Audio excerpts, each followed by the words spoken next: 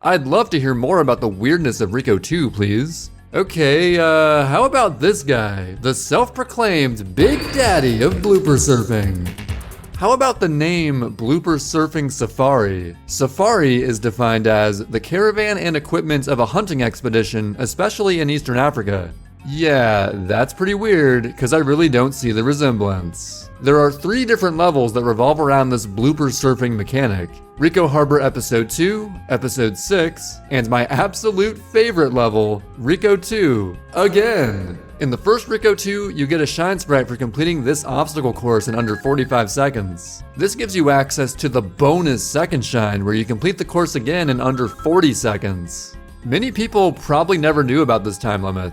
Those who do find out are met with a "Pretty weak, bud. That time's not even worth talking about. Come back after you've conquered the kiddie pool." "Wow, what an asshole." After which he promptly kicks you out of the entire level. He doesn't straight up kill you like a certain other NPC would, though ironically that would have been much more convenient. In a similar manner to the secret stages, dying will simply respawn Mario in this area. Actually, that would have been extremely awkward from a narrative standpoint. Imagine this Pianta killing you and then 2 seconds later, without missing a beat, "Wahoo! You wanna go for a ride, bud?" In fact, I'm pretty sure this is merely a secret stage in disguise. Using an advanced technique known as kidney kicks to infinitely wall kick upwards, we can go out of bounds to unveil the same pocket dimension that the Dune Bud and Shell secrets both come from. Also, there's no death plane down here.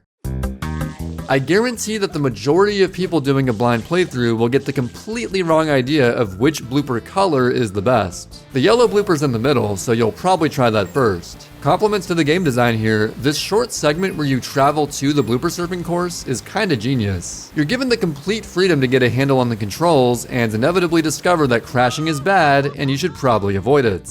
Maybe you try the purple one next since that has a cool color and whoa, this one's even faster than the yellow one. There's even a smartly placed blue coin to clue the player into jumping while blooper surfing. Even if you completely miss, you still gain the knowledge, right? Go ahead and jump on the blooper you like best. Go on, show me some super blooper surfing and win yourself a prize. Well, that purple one was speedy, but you haven't tried the green one yet. Oh dear, you've really messed up now, haven't you? Green is clearly the worst. So why is it used in every speedrun? Here's the lowdown. What the game fails to convey is that every blooper can be as fast as the purple one by holding a control stick direction. It doesn't matter if it's up or down or all around, any control stick direction will give you the same speed. This is why it feels like the green blooper speeds up during a turn, because it does.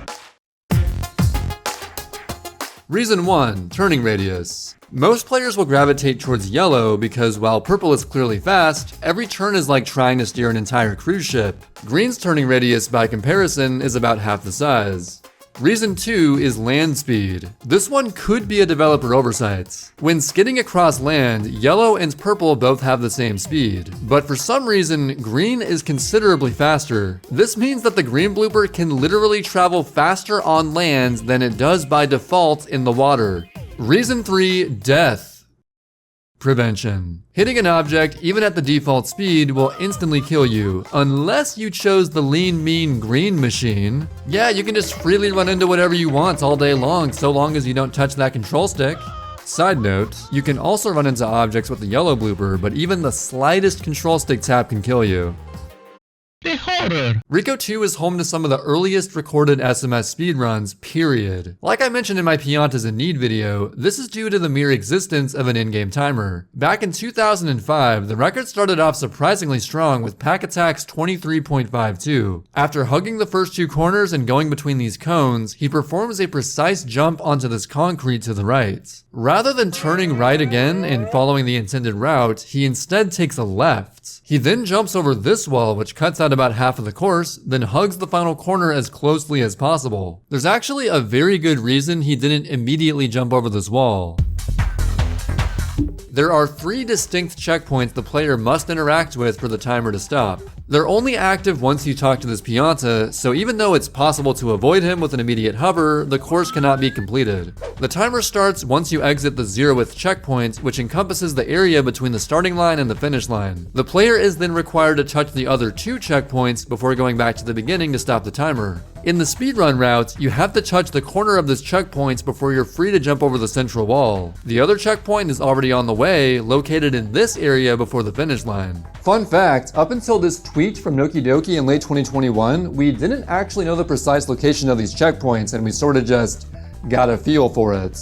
Continuing on with the record history, Alex Penev would save a frame on Pack Attack's run in August of 2005. A key optimization that was already figured out was minimizing airtime. Both of the concrete jumps should be taken as low as possible. It's impressive this was figured out so long ago, and it's tempting to just full sends the A press on the second jump and call it a day.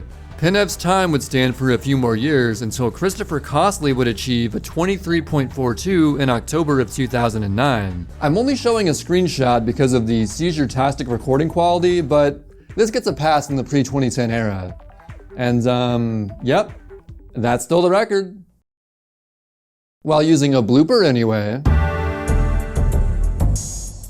So if you ignore the giant walls, you would ideally move directly from checkpoints to checkpoints. And you can basically do just that by opting out of blooper surfing entirely. Sorry, Big Daddy.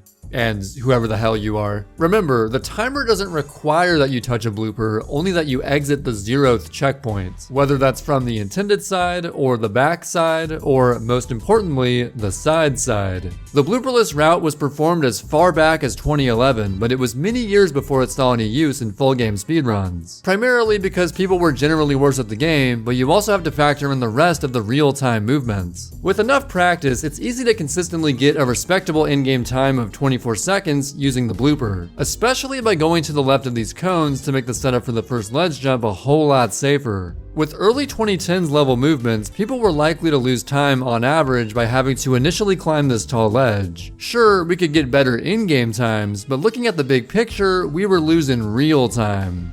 Eventually, techniques like the glitchy wall kick and the buffered spin jump made blooperless route a far more viable option. But before going blooperless on the obstacle course, people were already going blooperless on the entry. The first any % record to perform the blooperless entry dates all the way back to the pre-Gelato Beach Skip era. Start by entering the sewers and then exiting the sewers on this upper area. Then water slide off the ledge, Y-turn, and hover into the entry. If done optimally, this route can save up to 2 seconds over using a blooper. It can be annoying to mess this up because not only will you continue to be damaged by oil, but there's also an invisible force pushing you backwards you gotta jump and hover against to recover the entry. Wait a second, couldn't you just find a way to get into this area in episode 1? Well, let's see here. You can clip out of bounds by repeatedly bashing Mario's head against this crane, then carefully navigate to the tunnel and avoid touching the ground for too long since it kills you. And finally, the loading zone isn't there. Man, the loading zone is never there. At least you can do this, which is cool. In December 2013, Zelpikukirby created a full-level TAS of Ricco 2. TAS is short for Tool Assisted Speedrun, which is created with the save states and the slowdown and the perfect run and the who's-its and the whatnots and with a bounce off the Pianta into a triple jump glitchy wall kick combo, he began water sliding directly to the first checkpoint. After touching the checkpoints, he quickly set up for the next water slide into a momentum triple jump. By timing jumps frame perfectly, you can maintain most of Mario's speed going into the jump. He climbs the wall one last time, hits the second checkpoint, then makes a beeline to the finish line, completing the race in an unfathomable 17.8 seconds.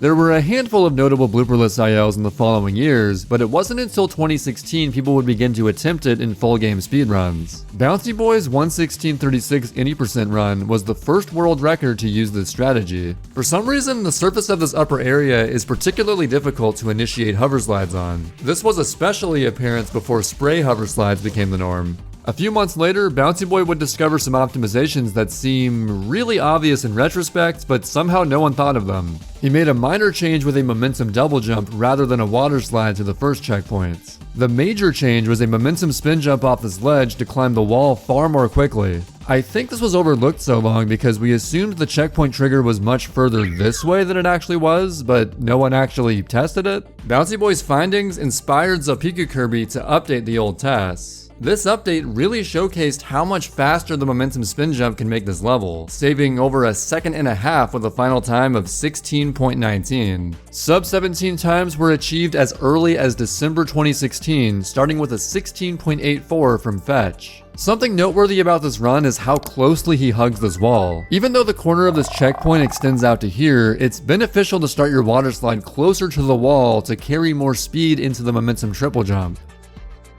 So then something absolutely bonkers would happen a couple days later. In the SMS speedrunning Discord, someone would claim, "I didn't record but got 16.48 Ricco 2. I mean, you can't just go around making these crazy unverified claims of, oh, it was Luigi? Okay, never mind.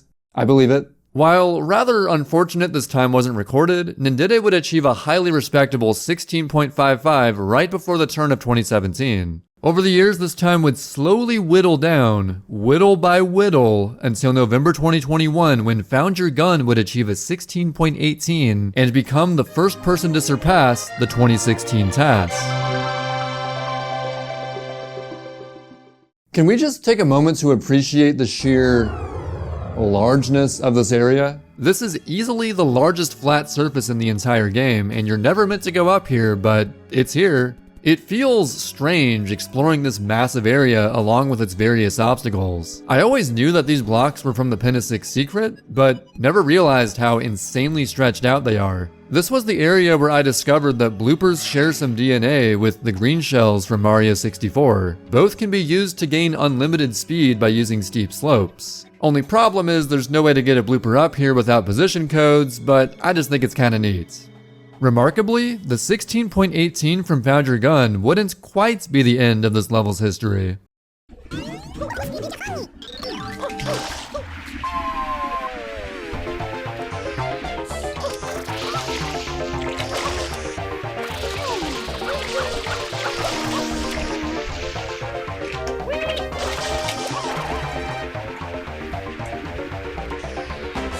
Holy shit.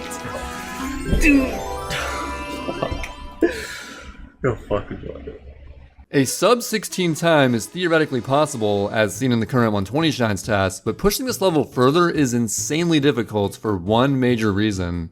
Quarter frames! In short, the game runs a collision check 4 times every frame, and it's out of the player's control which of these will take precedence when landing from a jump. So not only would each momentum jump need to be frame perfect, but also require a 1 in 4 chance of hitting the correct quarter frame to carry the most amount of speed, on top of getting the correct schlines and schmovements and schmall of the above.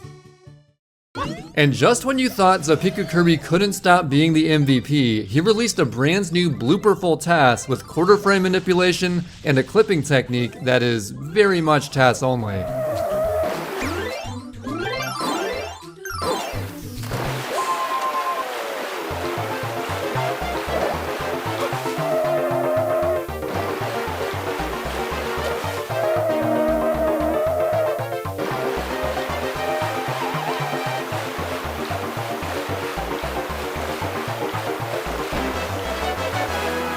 Oh, what a difference 10 years can make.